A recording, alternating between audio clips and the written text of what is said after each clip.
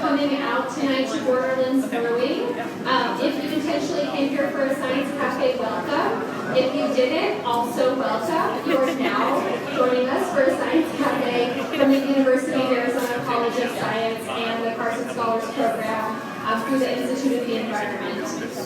The Institute of the Environment hosts a scholarship program for graduate students in areas concerning the environment and its intersection with social justice. We get 12 to 14 graduate students in those areas each year to present on different topics on the work that they are doing here at Borderlands, and we do a monthly science cafe. There's brochures on the bar top back here and on some tables kind of close by if you're interested in attending this or one of our 4 other science cafes across town. We have one at Tucson Botanical Garden, Saddleback, Tumamock Hill, Magpies. That's all of them. Yeah. Okay.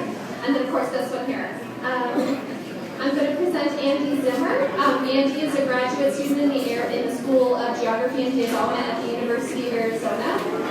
After the presentation, we'll have time for questions, and then Andy will be up here to chat with anyone individually for just a little bit. So yeah, let's get it started. Thanks, Andy.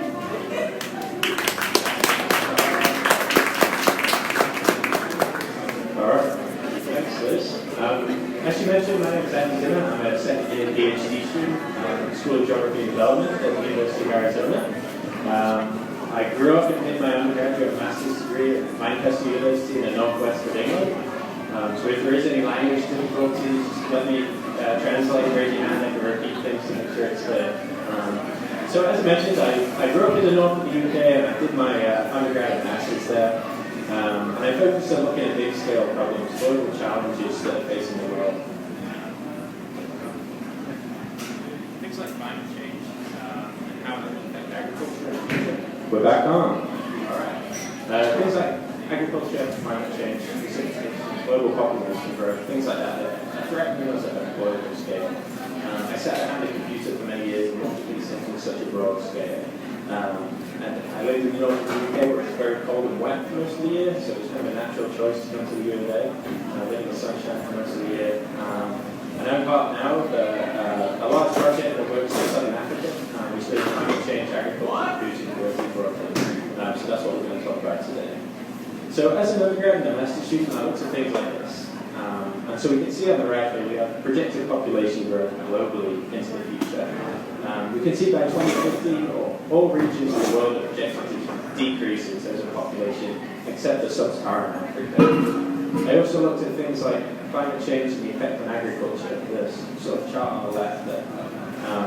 We can see that agriculture is going to become more productive in parts of the world. You get 25% more crop yield in some of the northern latitudes. Up in Oregon, for example, the wine industry there is booming. But there's parts of the world as well where agriculture is going to decrease and it's going to become more difficult for farmers. If we look at sub-Saharan Africa, you can see there's projected declines of about 25% of the crop yields there. So we're faced with this situation where we have rising population continuously in sub-Saharan Africa, and we have an inability to produce food to feed those people. It makes it an incredibly vulnerable population in that region, and that's what I study, and that's what I'm going to sort of talk about today. So as a master's student, I looked at this, I had a computer, I thought about it, and it's very easy to think about these problems when you're sort of isolated from them. But what I really needed was to speak to the people that are actually affected by this, to go to the field and see these people, speak to them, and I sought out a Ph.D. here, and I ended up enabling me to do it. So I ended up here in Nanyuki, Kenya. There's Mount Kenya in the middle. We were on the slopes of Mount Kenya. It's a beautiful place. Rains twice a year, super green, and great for now at least for agriculture. We met with plenty of farmers, spoke to them, and really got an appetite for doing this sort of research going forward. And so I'm involved in a project that works in sub-Saharan Africa. So if we look at it there, it's a semi-arid environment, kind of similar to Arizona, but actually got a bit more moisture. There's a large rural population in Southern Africa, and they're reliant entirely on their domestic agricultural production.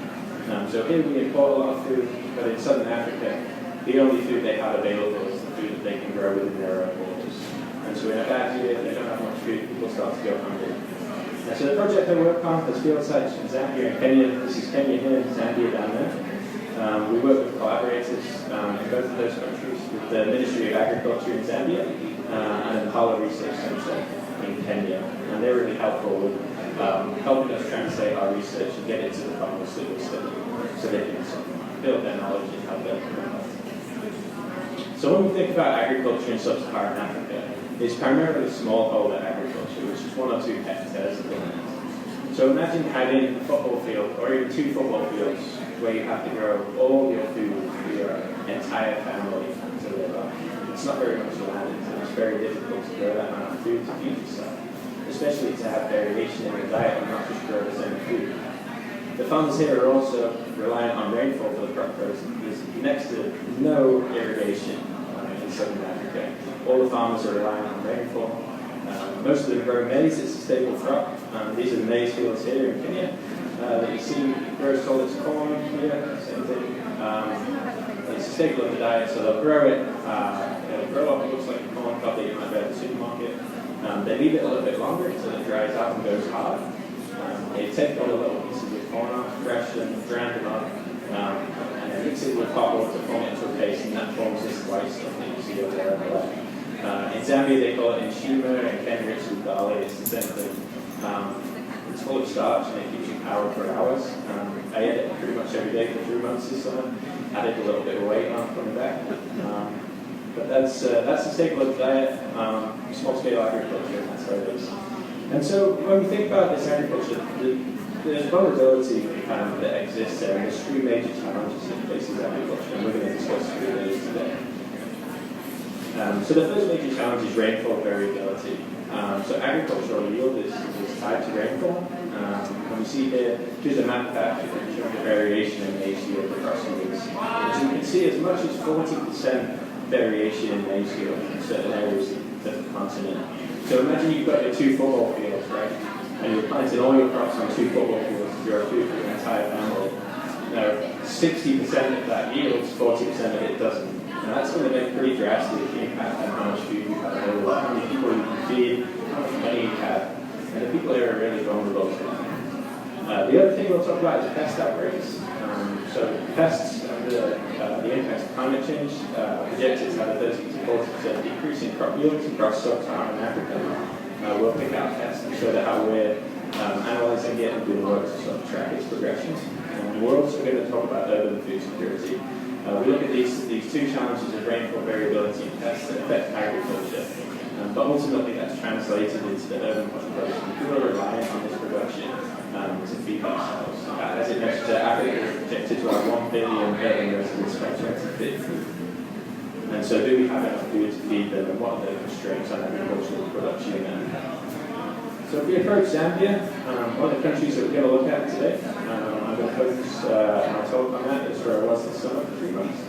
It's a landlocked country in southern Africa, which presents its unique challenges in terms of providing food and agriculture. Population of around 16 million, and at the moment it's 60% rural population, 40% urban, but that's obviously the urban population is only increased too. It's also famous for Victoria Falls, one of the largest waterfalls in the world. I highly recommend it if you get a chance to visit. And so when we think about rainfall variability, it has a direct impact in agriculture. This is just a time series that shows monthly rainfall across Zambia since 1980 to present day. And so you can see here, obviously there's a cyclical trend going up and down from rainy season, not rainy season, rainy season, not rainy season. But what's also interesting here is the height of those peaks, the amount of rainfall that's falling. In some seasons there's a lot of rainfall, in some seasons there's very little rainfall, and it has a direct impact on crop productivity. I want to compare this to crop yields. You can see that there's almost a trend that's moving. When precipitation increases, crop yield increases. When precipitation decreases, crop yield also decreases. So it's very closely tied to rainfall. And so that's the primary focus of farmers in this region. And one of the main things they have to consider when making their decisions. So if you drill down into agriculture in Zambia, this is a good year. This is rainfall distribution in a good year. Zambia is in the southern hemisphere, so our summer is their winter, our winter is their summer. So they get most of their rainfall across the end of the year, which is their summer. So it starts raining in October and starts raining in sort of March, April time. And the agricultural season is sort of aligned to that. So this chart is split. This is January here, where they get the most rainfall. And so farmers will sort of plant according to that. If there's a lot of rainfall, they have a higher crop yield, more food, more income. Everything's great, and it's productive. And at the top here is just a crop calendar, so it kind of tells you what decisions farmers are making at certain times of the year. So if you imagine you've got your 1 or 2 football fields, right, and you're a farmer, and you have to make decisions about what you're going to do on your farm at certain times of the year. So imagine you know it's going to rain about this time. It's going to rain in October, go through to March. So before it starts raining, you're going to want to start preparing the fields, right? You're going to start digging them out, planting seeds, getting everything ready, acquiring all your inputs that you can use throughout the year. Once it starts raining, it's time to start planting. The soil is getting wet and the nutrients are cycling. Start planting your crops. Once they're planted, after you've determined what you're going to plant, where you're going to plant it, how much you're going to plant, the plants start growing. They grow all through the season, taking advantage of all the rainfall until the rainfall stops here. Rainfall stops, the crops mature, they're ready for harvest. You can take them out and process them, they're ready for food, they're ready for you to sell at the market. The lean season is just an in-between period. Not much is happening in agriculture, and people are sort of eating the food that they're growing throughout the year and spending the money with them. And so when we think about this is a good year, and this is a bad year. This was actually a last year in Zambia. So if we just go between those two, you can see how little rainfall there was this year, and that has a direct impact on agriculture and food security. So in a bad year with less rainfall, there's lower crop yield, less food, less income, and it also shifts the cropping season, right? So you've got your 2 football fields, but the rain is coming a bit later, there's going to be less rain, and the management decisions are going to change to reflect it. So you might start preparing your fields a bit later, you might start planting later, but when the rain stops, it's ready for harvest. So your growing season gets switched, right? It becomes shorter. And so the crops grow less, they're less productive, you have less food. That's simply the way it is. And so what's really interesting about agriculture in a system that only has rain once a year is that the decisions that you make at the start, so your 2 football fields, right? You're deciding what to plant on it, when to plant it, and where to plant it. Once you've decided that, you will feel the effects of those decisions you make for over 12 months, right? So you decide what to plant here in August, you plant it and it grows and you harvest it. So you see how much you've harvested here based on how well you made your decisions earlier. But you don't get more food for another 12 months until you harvest again. So you really have to make the right decisions when you plant to make sure you and your family have enough food to keep you going for over 12 months. And that's what's really interesting here, and that's what the story with rainfall variability gets really interesting. So there's lots of work that's been trying to sort of understand how farmers make these decisions, how farmers cope with rainfall variability from a good year to a bad year, and all those kinds of things. But a lot of people will go to the field and they'll speak to these farmers, they'll ask them about the decisions they make.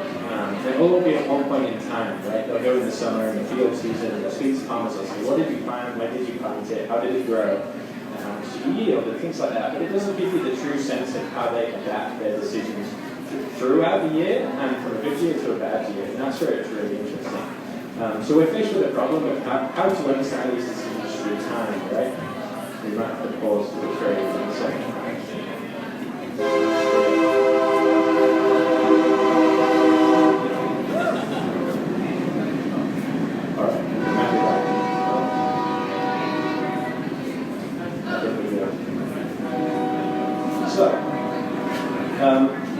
So we try to understand these decisions and how they change throughout the agricultural year, from good years to bad years.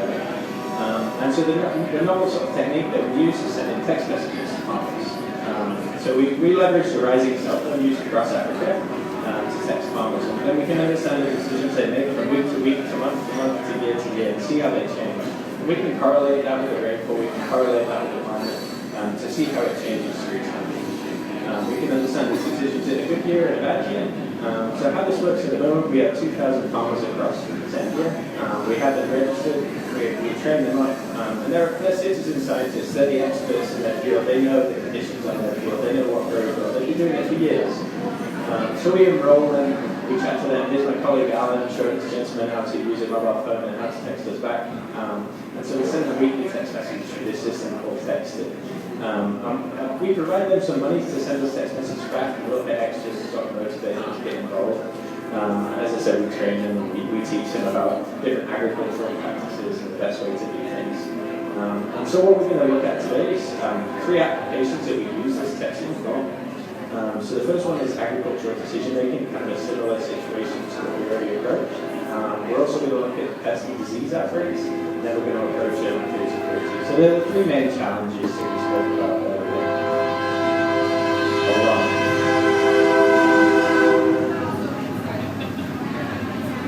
You said there was only 3, okay? Okay. So, 3 applications of text messages. So we've got 3 applications we're going to run through each one of them. So, the first one is agricultural decision making. So we've sort of understand how they make decisions throughout the year and why they're important. Right? So farmers' livelihoods dependent on making good decisions throughout the year. If you make a bad decision, you have the repercussions of it for many months and many years to come. If you make good decisions, you have more food, you have more income, you can send your children to school, you can live a prosperous life, and that's what everyone's trying to do there. But if they make poor decisions, if the rainfall isn't quite as they expect, then they suffer the consequences of it. So we're going to run through a full season. We're going to look at the decisions that farmers make throughout the year. We're going to look at the text messages that we send. We're going to see how they make decisions and how we can send it. So the first season, we've got the 2 football fields, right? The first thing we have to do is prepare the land and plant the seeds, right? And so that's in the planting season. And the fields kind of look like this when they prepare them. They'll dig it out, they'll make lines, get ready to plant the seeds in it. There might be a little rainfall to loosen up the soil. So this is an example of messages we might say to them. So, hi farmer, this is Andy. Did it rain on your fields this week? So we'll always ask them if it rained on their fields this week, right? So we can know how the rainfall is going throughout the year. If it did rain, we ask them if they planted. If they planted, we'll ask them what they planted. So we'll get some key information from the farmers about their agriculture. So we're seeing that they planted, we'll see the seed variety they planted. So they planted SC303, which is a short duration seed, but that's really important information for us to understand how they're growing throughout the year and how they're planting. We asked them how many kilograms of seed they planted. We can translate this into an area. There's an approximate seeding rate. So this is just over 1 hectare, so like 1.5 football fields per area. And then we'll say we'll test you again next week. So we have this information about their planting. So this really forms the start of the agricultural season. They've made some really important decisions, and these are now going to grow through the season. So we switch off the planting flow, and we switch on to the growing flow. And now this is what it looks like when it's growing. There's obviously some stormy clouds there, lots of rainfall coming. A very proud farmer by his fields, and the crops are growing pretty well. So we'll test them again. Did it rain on you this week? The same as we'll always ask. And then what we're really interested in, once they've made their main decisions about planting, is understanding how much food they have, how much food they think they'll produce, whether they bought any, whether they sold any. So he will ask, did you buy any maize for home consumption this week? And in this case, he didn't buy any because he has some storage, right? That's the next question. So how much do you have in storage? So it's 15 bags left from the previous year. So we've got 15 bags left in season. And then we'll also ask them how much they expect to have at harvest time, all right? Obviously, this changes throughout the year. If you planted on your 2 football fields, you might be able to estimate how much you're going to have, how much you're going to yield. But as the season progresses, it's going to become more accurate as you see how the growing go. So we can see this estimate change through time here. And again, we're testing next week. So we run this every week now, all through the growing season. We see how this changes. So one would imagine, right, as you go through the season and they have no food being produced, their stocks are going to deplete. They're going to start to buy some maize if they run out. That's how it's going to go through the year. In a good year, we might see them, or off the back of a good year, we might see them have a lot of maize in storage because they did really well and not need to buy any. But in a bad year, they might run out of maize really fast and have to buy some. Obviously, that has consequences for their livelihoods. Once we move past growing, we start to get towards the harvest season when the rain's drying up. So this is what it looks like at harvest. They take all the corn cobs off and like throw them in the corner of the field where they like box it up and keep them all in one place. So they're super hard and dry. And then they thresh them. So you scrape all the kernels off and then you put them in bags and then you'll either keep them or sell them. It's good to store it that way. So again, we'll text them, we'll say, this is Andy, did great on your fields this week, so we have the rainfall going on. And then we'll ask them again, how much do they have in storage? How how much they harvested first. So we want to see how much they harvested this week. So we harvested 10 bags this week. We're asking how much they have in storage. So he's only got the 10 bags that he harvested because he's ran out of food this week. And then we'll see if they sold any maize this week. He hasn't got enough to sell. Because they have to make this decision. They have to make this balance between you have X amount of maize. You have to decide how much you're going to keep and how much you're going to sell. And thanks for text you after that. And so we get this picture of how much the farmers have harvested. We can understand when they start and finish their harvesting, how much food they have for each person. We also know whether it's rainfall. And so we move from the harvesting season into the lean season, which is in between time. This is kind of what it looks like. It's just almost a wasteland. There's the debris that's left from growing crops throughout the year. It's super dry. There's almost no rainfall. I was in Zambia for 3 months and there wasn't a drop of rainfall the entire time. It's super dry. So again, did it rain in the field this week? No, it hasn't rained for months. So how many 50 kilos of maize you have in storage now? It's 30 bags in storage now. It's harvested more already. So did you sell any bags of maize this week? You sold 20 bags of maize this week. So previously I had 50 in storage. Sold 20, now it's got 30. And then we also asked how much money they sold into, so we have an understanding of the markets and whether maize is expensive in 1 year or cheap in another year. And thanks for testing again this week. This is the presentation. And so we use these text messages in a variety of ways. We get a lot of information from them. So we're able to track the farmers throughout the year. We're able to see whether it's rained on their fields. We get a really good picture of the farmers' livelihood, but it's not complete. We have to visit them as well and speak to them, get some of that contextual information as well. And so these text messages allow us an understanding of how farmers respond to rainfall variability. So we can see that maize storage, one of the key questions that we ask, it fluctuates based on whether it's a good rainfall year or a bad rainfall year. And so we can see the chart down here. So the blue line is farmers reporting rainfall throughout their sort of growing season. So you can see when it rains throughout the growing season, there's obviously a lot of rainfall reported, and they're growing really well. And then it tails off into the lean season. As I said, there's almost no rainfall. And then the orange line is the maize they have in storage. Right? And so you can see at the start of the chart, it steadily declines. So they're not producing any maize, they're just consistently consuming it, and it's decreasing their stocks. So you get to the end of the growing season, they've almost ran out of maize. There's like 3 or 4 weeks where they've got no maize in storage. So they're sort of running hand to mouth and buying food and eating straight away, waiting to harvest. Once they've harvested, it spikes up. So they have a lot of maize in storage now. Now they have to make those decisions about how much they sell, how much they store to feed their family throughout the year, going down until they harvest again, until it can spike up again, until they get a replenishment of food.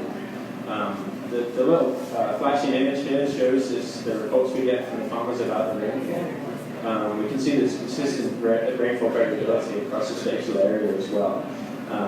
Zambia is very sparse in terms of having weather stations and being able to collect climate data. There's actually only one weather station in Chona here. But you can see, in some weeks, obviously, all farmers are saying there's no rain or there is rain. In other weeks, some farmers get rain and some don't. And that's the same here, right? So we could have rain here, but the foothills it could be dry. And so that impacts farmers' agriculture and how resilient they are for the agricultural years. So that's the first sort of example. We'll look at the rainfall variability, we'll look at agricultural decision making. And the next thing we're going to look at is pests that provide another challenge to agriculture as well. And we use text messages to monitor pest outbreaks. So this is one pest, fall armyworm, that we've been working on a lot in Zambia.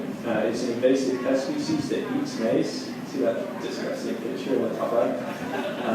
It kind of burrows its way in and destroys the maize from the inside out. If it attacks it early enough, it will just cut the plant and it won't be able to grow again. The species has been living in Brazil and Central America for many years. Recently, in 2016, as you can see, it came over to West Africa. It's since spread to Southern Africa, and it says potential spread here, but it's recently been found in China. And it travels so far because as a moth, the worm can fly up to 1,000 kilometers every day. So imagine a moth flying 1,000 kilometers every day, and it lays 100 or 200 eggs a hatch. It can fly 1,000 kilometers every day. It spreads super fast. And so now it's in China, and it's threatening the sort of agriculture. China and India are really productive regions as well.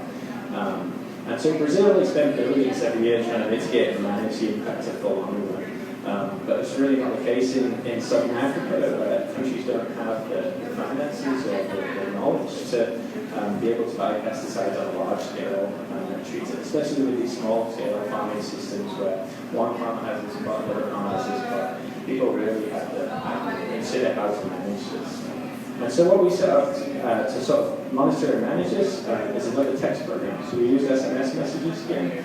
Because it's a really recent threat, there's not much information about it, so just understanding how it spreads through time, which areas of the country were affected is really important straight away. So initially we trained 2,000 separate farmers across the country. We trained them on the full armyworm, how it would affect their crops, how to spot it, how to identify it in their fields. We gave them a training manual, we went and visited them. We showed them things like this, like how to scout your fields, how to thoroughly go through the fields and check plants on a systematic basis to see who had the pest.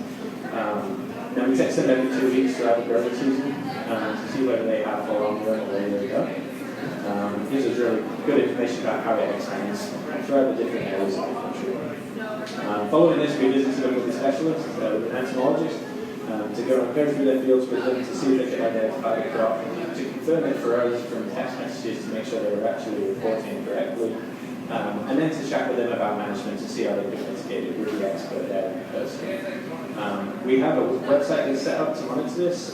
So the IT folks at the Institute for the Environment at the University of Arizona are really helpful. So as these text messages are coming in, they're automatically being processed and put on this website, so you can see how it expands throughout the growing season. At the moment, it's not active because it's in the lean season and there's no agriculture, but next year we're hoping to hire out again, start sending messages, and we'll be able to see this.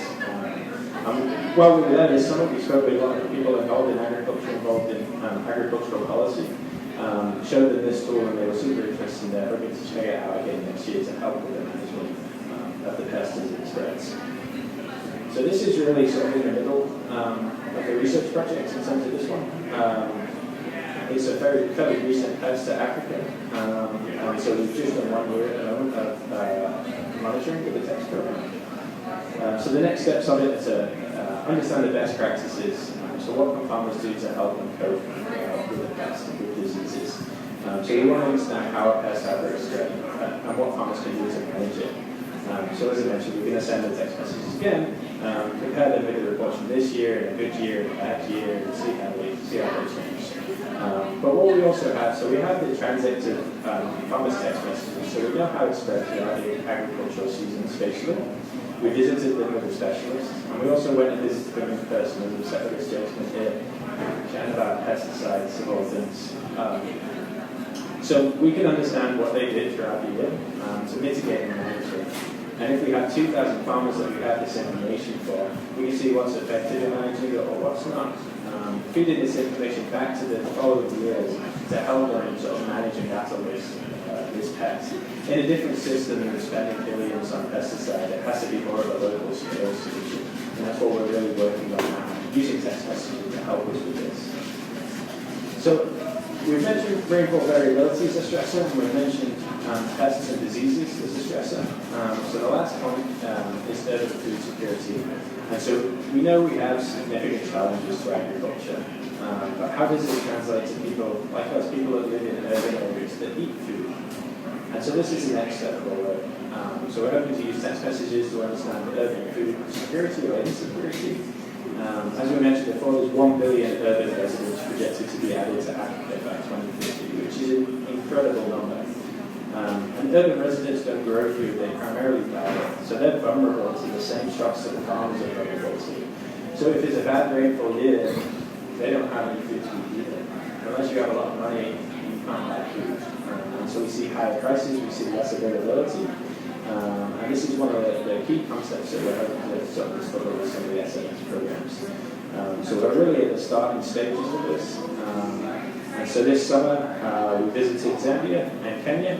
Some of my colleagues were in Kenya, I was in Zambia. We traveled for 3 months. We went to 14 towns across Zambia. We went to so many different areas, took some variable forms of transport like boats and cows and vans. to go to these towns to interview residents to understand their food security.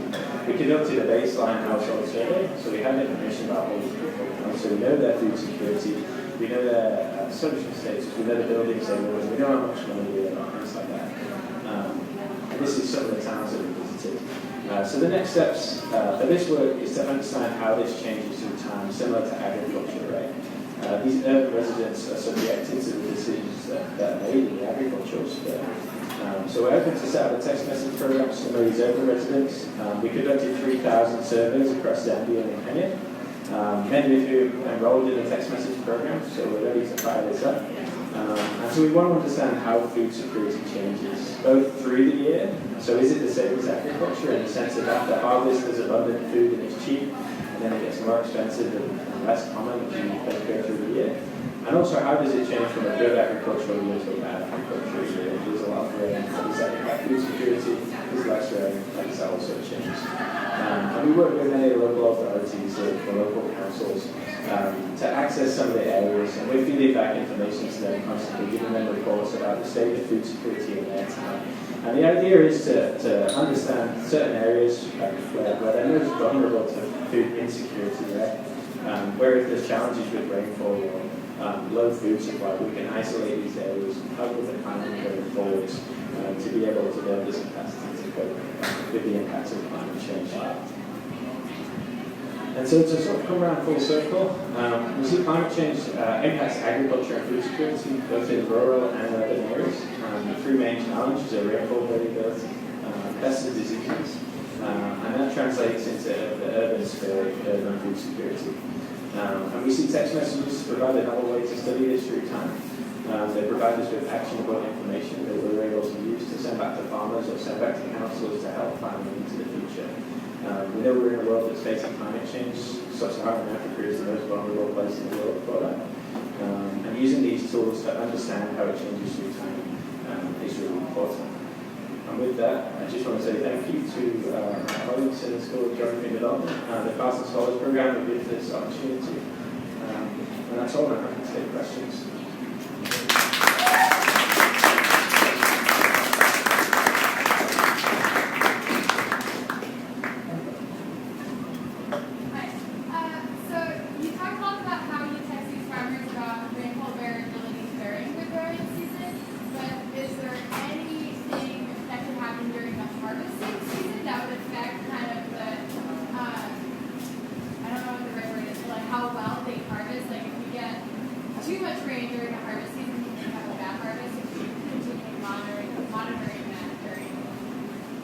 Yeah, no, that's a good question. Yeah, they do. Definitely rainfall impacts harvest as well. How they harvest it is dry, so it's super hard and dry. That's the only way to process it. So if it's not fully mature, they can't fully harvest it. So if it continues to rain, then the crop will never really reaches full maturity and it'll be wasted. So it's the same at the start in terms of when you can plant the rains. You have to harvest at the same time when the rains are suitable. And that's also a consideration as well. Does the Zambian government have any plans to put in irrigation to supplement local rainfall here? Yeah, good question. Obviously, that would make things a lot easier. I think it's inherent in finances, right? In a country that struggles, it's a post-colonial country that struggles to sort of organize itself. Having the funding to buy irrigation is very difficult. There isn't too many water bodies around the country. You see in certain areas there are large-scale commercial agriculture. There's Lake Kariba is along the bottom of the country, and so there's commercial agriculture there, but it takes a lot of money. Victoria Falls. Yeah, it's the river that flows into the lake.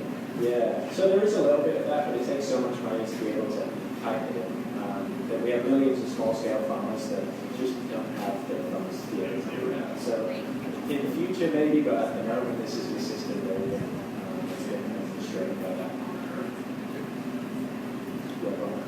So in addition to rainfall, are there other climate factors that you're interested in, like maybe heat waves or extreme temperature? Yeah, that's something we are doing at the moment in terms of the urban food security. So we're looking at different urban areas and how vulnerable they are to stress, climate stress, so temperature, precipitation. So So we don't necessarily use the text messages for that, we'll use that from climate data to model how long they are. But we'll use specific temperature. One of my colleagues, Alex, is over there, does some work with keeping inside, so we know sort of high physical variables that will affect agricultural analysis. I missed the first part of the presentation, so I'm sorry if you addressed that before I joined, but I'm wondering how do you recruit farmers and how you make sure that they continue to be engaged, and what's your dropout rate? This is important. Yeah, so that's a good question. So the question was, how do we attract farmers? How do we keep them interested? And how do we make sure the data is good? Yeah, and what's the dropout rate? What's the dropout rate? Okay. So we work with the Ministry of Agriculture in Zambia. They have a research component that we work directly with, and initially they were involved in recruiting the farmers, so we traveled around the country doing household surveys similar to what we do in the urban area. So we do these household surveys and ask people if they would like to be involved in explain programs we work. So they sign up, provide them a mobile number. We'd be in contact with them to make sure it was still okay. We provide them with some money. It's a little bit more than it costs to text us back, so they make a little bit of money off it as well. And so they're involved that way. We do have a variable response rate. It's been going for a number of years now, so it does kind of drop off. We tend to get about 40 or 50% response rate from farmers. So if we have 2,000 farmers, we really increase the numbers to make sure that you have decent samples that do anything with afterwards. But yeah, good question. Thank you. So we have all the farmers enrolled, right? And we're still texting every week, but we have about 40% response rate. So yeah, just under 1,000 will text us back every week.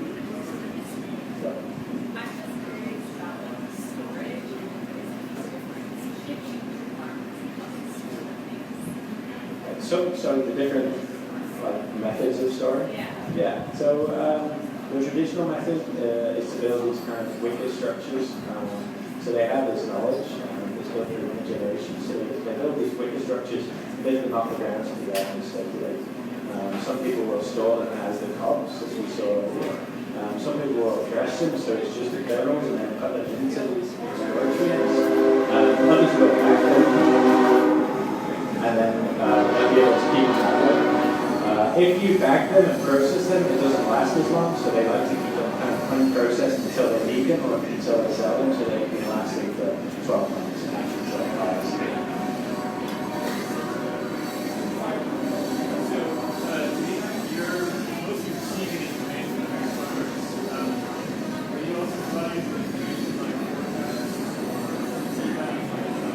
Yeah, it's a good question and something when I first got involved in the project, the question was, do we provide the farmers with any information? We receive a lot of information, but do we give them anything? I've got a forecast to help them. And that's something I thought about when I first got involved in the project, is we're taking all this information from the farmers and we're not directly helping them with their agriculture. But the weather forecasts that are produced for these regions are so coarse that they're almost unusable. You'll get forecasts for an area the size of Tucson, for example, and say it might rain over some areas. And so to turn that into actionable information is really difficult. There's challenges with giving that information, then acting on it not working, and then it's our fault. And so coming in as foreign researchers into this area and just throwing information is possible, but very difficult to do. I haven't figured out a way to put that into action yet, but it's something that I'd definitely be interested in doing. But we do provide reports, so every year when we go back and meet them, we'll give them reports, and we'll tell them what people in their area planted, how well they fared, different seed varieties, how the rain was statistically. Which some of them interpret with varying degrees of ability, but we try and explain it and work through them with locals so that they can help to understand what they're doing and the information they're collecting and why it's useful to them as well. What other cash crops do they have besides maize? So they grow maize. There's a little bit of tea tree in Kenya that gets processed directly into tea tree oil, which is popular cosmetic product. Zambia is kind of interesting because it's a massive copper mining industry. So other than small-scale agriculture, most of it's commercial stuff. The is in copper. So it's mostly maize in terms of providing food for people. Kenya has some tobacco, coffee as well, and business as well, so the cash crops. But yeah, most people is pretty much just maize. Yeah. Where do they buy their seeds from? And how do they buy their seeds? Yeah, so in Zambia, there's based on like researchers doing work there, not necessarily our group, but other groups that have been doing work there. They've developed a farmer input support program they call Ph.D.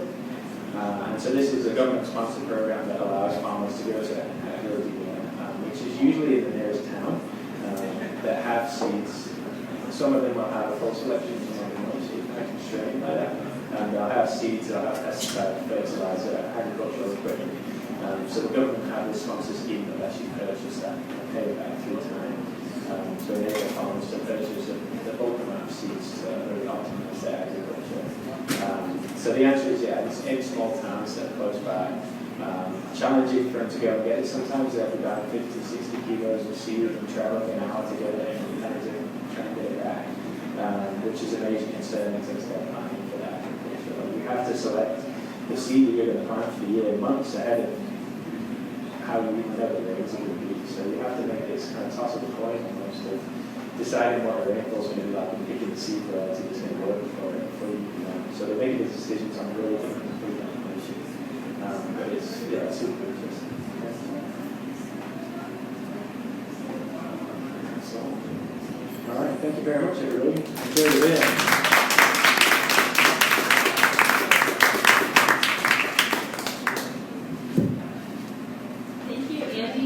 Before you all leave, there are some evaluations up here. It looks like some stuff is removed, but there's evaluations of some pencils up here. And we would really appreciate if you took a few minutes to just give us some feedback both on the presentation, on the video, and then some notes for Andy that would be helpful for him in the future. But we want to thank you all for coming out. Please grab a brochure. You can find out in the rest of